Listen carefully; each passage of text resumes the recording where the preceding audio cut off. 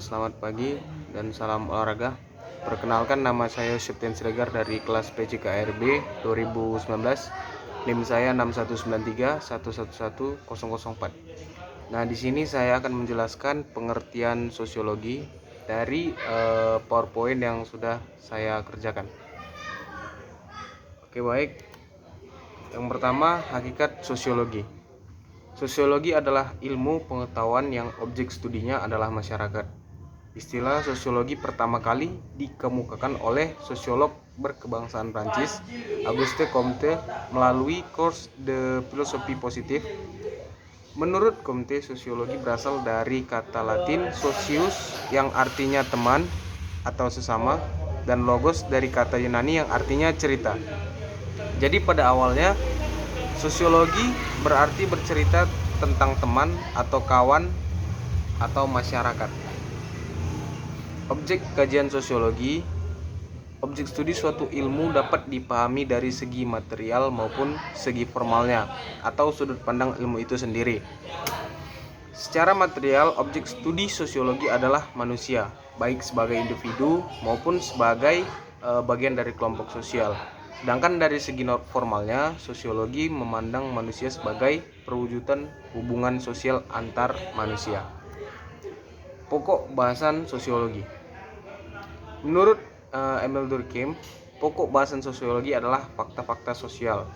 Fakta sosial adalah pola-pola atau sistem yang mempengaruhi cara manusia bertindak, berpikir, dan merasa.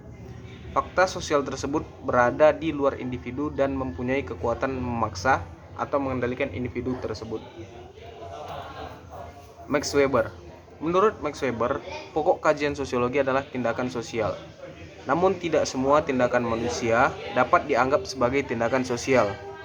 Suatu tindakan dianggap sebagai tindakan sosial hanya jika tindakan tersebut dilakukan dengan mempertimbangkan perilaku orang lain.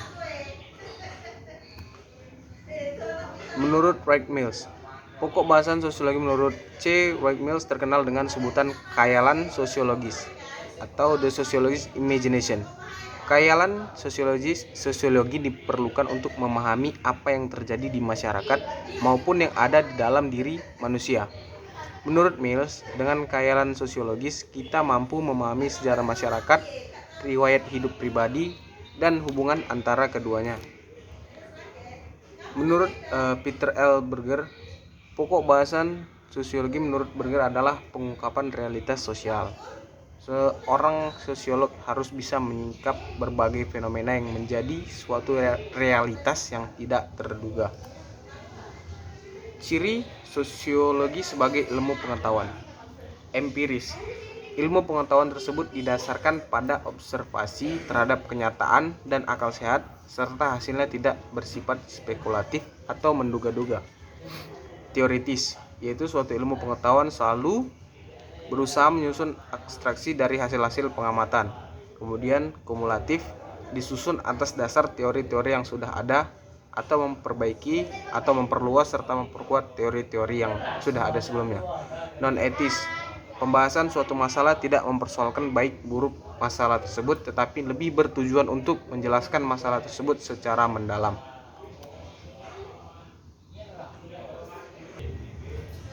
Sejarah perkembangan sosiologi. Nah, sosiologi awalnya menjadi bagian dari filsafat sosial yang membahas tentang masyarakat. Namun selanjutnya sosiologi berkembang menjadi ilmu tersendiri. Menurut Berger dan Peter L. Berger, karena adanya ancaman terhadap tatanan kehidupan sosial. L. Leyendecker mengidentifikasi ancaman tersebut meliputi yaitu 1. Terjadinya dua revolusi, yaitu revolusi industri di Inggris dan revolusi Prancis. Timbulnya kapitalisme pada akhir abad ke-15, kemudian perubahan di bidang sosial dan politik, kemudian perubahan akibat gerakan reformasi yang dicetuskan Martin Luther, kemudian meningkatnya individualisme, lahirnya ilmu pengetahuan modern, berkembangnya kepercayaan pada diri sendiri. Auguste Comte, seorang filsuf Prancis, melihat perubahan tersebut tidak saja bersifat positif, tetapi juga berdampak negatif. Comte melihat hal tersebut terjadi karena masyarakat tidak lagi mengetahui bagaimana mengatasi perubahan akibat revolusi dan hukum-hukum apa saja yang dapat dipakai untuk mengatur tatanan sosial masyarakat.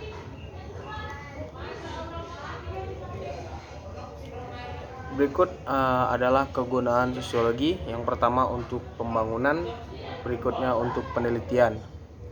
Kemudian peranan sosiologi yaitu sosiologi sebagai ahli riset, sosiologi sebagai konsultan kebijakan, sosiologi sebagai teknisi, dan sosiologi sebagai guru atau pendidik.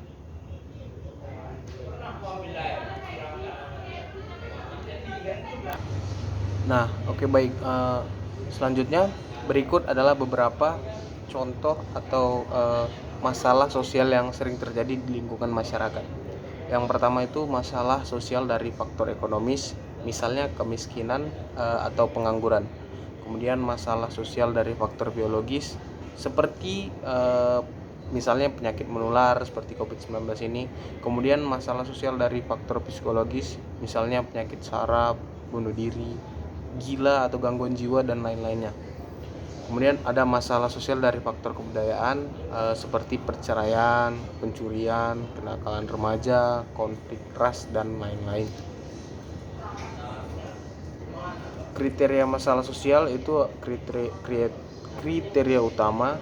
Kemudian ada sumber masalah sosial, penetapan masalah sosial, masalah sosial nyata dan laten, kemudian perhatian masyarakat.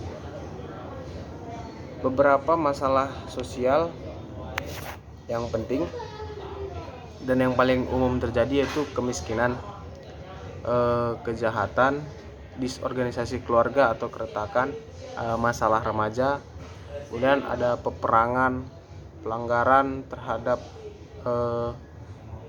norma seperti pelacuran, kenakalan remaja, masalah kelainan seks, dan masalah pendudukan. Demikian pemaparan saya mengenai pengertian sosiologi dalam artian luas. Mohon maaf bila ada kesalahan kata. Akhir kata saya ucapkan terima kasih.